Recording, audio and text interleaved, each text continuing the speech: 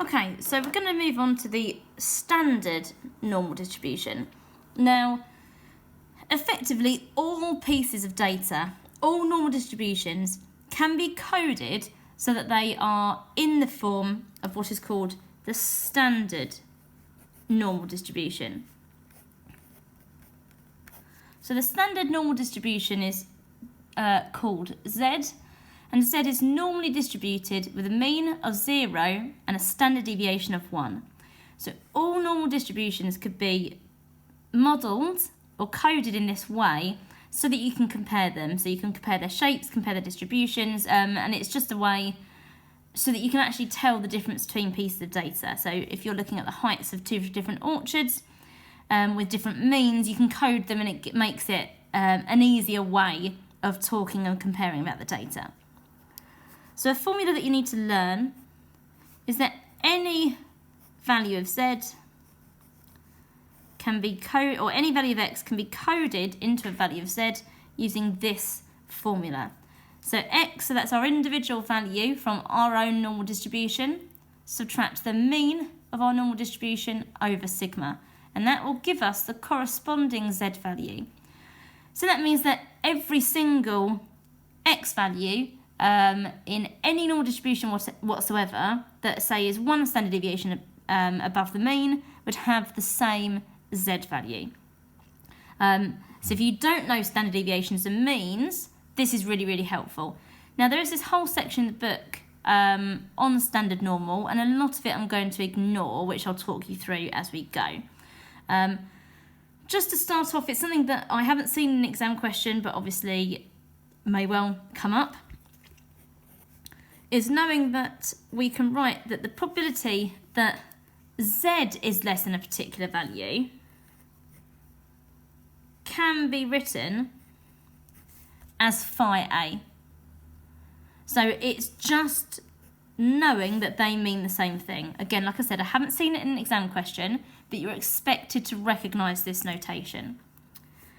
So the question that we'll look at is, it says that x is normally distributed with a mean of 50 and a standard deviation of 4. Write in terms of phi a for some value of z these questions. So the probability that x is less than 53, it just wants me to write in terms of phi a. So we need to find the corresponding z value by substituting it into this formula. So 53 subtract 50 over 4.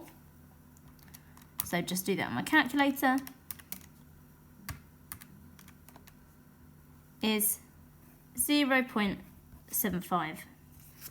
So therefore, the probability that z is less than 0.75, I can write as phi 0.75. So that's all that these kind of questions are asking you to do. And part B, probability that x is greater than or equal to 55. Well, I can only write in terms of less than when I have to write it in terms of phi, because phi means it's less than a value. So that's 1 subtract the probability that it's x is less than 55. So I need the corresponding z value for 55, which is 1.25.